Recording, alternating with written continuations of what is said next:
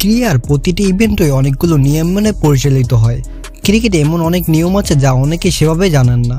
তার মধ্যে একটি হলো টাইম আউট। আন্তর্জাতিক ক্রিকেটে এমন আউট প্রথম দেখা গেল বাংলাদেশ শ্রীলঙ্কা চলমান ম্যাচে। হেলমেট পরিবর্তনে 3 মিনিটেরও বেশি সময় দেরি করা অ্যাঞ্জেলো ম্যাথিউস টাইম আউট হয়েছেন। এ নিয়ে ইতিমধ্যে সামাজিক যোগাযোগ মাধ্যমে আলোচনা সমালোচনা শুরু হয়েছে।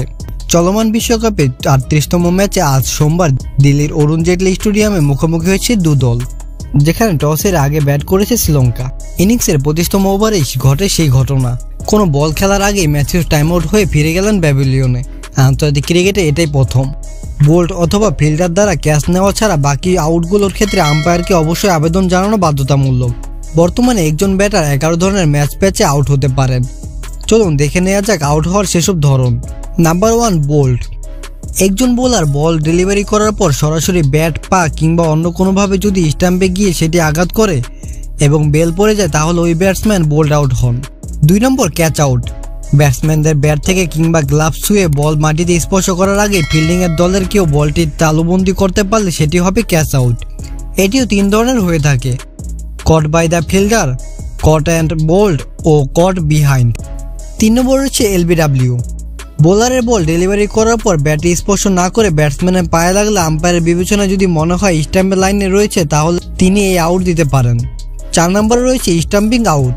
ব্যাটসম্যান বলে হিট করার আগে যদি ক্রিজ থেকে বাইরে বেরিয়ে যান অথবা শরীরের কোনো অংশ যদি লাইনে স্পর্শ না করে থাকে তাহলে উইকেটরক্ষক বলটিকে ধরে বেল উড়িয়ে দিতে পারেন। 5 নম্বরে রয়েছেন রান আউট। ব্যাটসম্যান যখন রান নেওয়ার সময় এক প্রান্ত থেকে অন্য প্রান্তে দৌড়ান এবং তার ক্রিজে পৌঁছানোর আগে যদি কোনো ফিল্ডার সরাসরি অথবা তালুবন্দি করে উইকেটের বেল ফেলে দেন তাহলে তিনি রান আউট হবেন। 6 নম্বরে রয়েছে হিট আউট।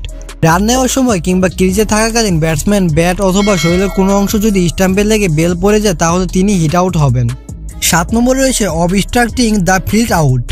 ফিল্ডার দ্বারা ছোড়া বল উইকেট রক্ষকের হাতে পৌঁছানোর আগে ব্যাটসম্যান যদি ইচ্ছাকৃতভাবে সেটিকে বাধা দেয় তাহলে এই ধরনের আউট পর্যায়ে পড়ে। 8 নম্বর রয়েছে hit the ball to wide out. Delivery হওয়ার কোনো বল যদি ব্যাটসম্যানের 2 বার আঘাত করে তাহলে তিনি hit the ball to wide out হবেন।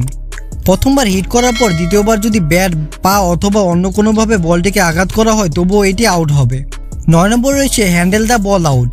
ব্যাটে স্পর্শ এবং প্রতিপক্ষ দলের ফিল্ডিংয়ের সম্মতি ছাড়া যদি ব্যাটসম্যান ইচ্ছাকৃতভাবে কোনো বলে স্পর্শ করেন তাহলে সেটি হ্যান্ডেল দ্য বল আউট হবেন। 10 নম্বর আউটটির মধ্যে রয়েছে টাইম আউট। একজন ব্যাটসম্যান আউট হওয়ার পর যদি নতুন ব্যাটসম্যান নির্ধারিত সময়ের মধ্যে বাউন্ডারি লাইনের মধ্যে প্রবেশ করতে না পারে তাহলে তিনি টাইম আউট হবেন। এক্ষেত্রে টেস্টে 180 সেকেন্ড, ওয়ানডেতে 120 সেকেন্ড এবং টি-20তে 90 সেকেন্ডের মধ্যে ব্যাটসম্যানকে বাউন্ডারি লাইনের ভেতরে প্রবেশ করতে হয়। এটি কেবল ব্যাটারদের ক্রিজে পৌঁছানোর ক্ষেত্রেই নয়, হেলমেট, ব্যাট কিংবা অন্য কোনো কারণে প্রতিপক্ষ ও আম্পায়ার অনুমতি ছাড়া তিনি সময় ক্ষেপণ করতে পারবেন না। 11 নম্বরে রয়েছেন রিটায়ার্ড হার্ড আউট। কোনো ব্যাটসম্যান যদি আঘাত পেয়ে আম্পায়ারের সম্মতি ছাড়াই মাঠ ছাড়েন এবং তিনি ওই ইনিংসে পুনরায় শুরু করতে চাইলে প্রতিপক্ষ অধিনায়কের সম্মতি না থাকলে ওই ব্যাটসম্যানকে রিটায়ার্ড আউট বলে গণ্য করা হয়। তো এই ছিল 11টি আউটের ধরন। তো বন্ধুরা, ভিডিওটি ভালো লাগলে অবশ্যই লাইক করে চ্যানেলটি সাবস্ক্রাইব করে দেবেন।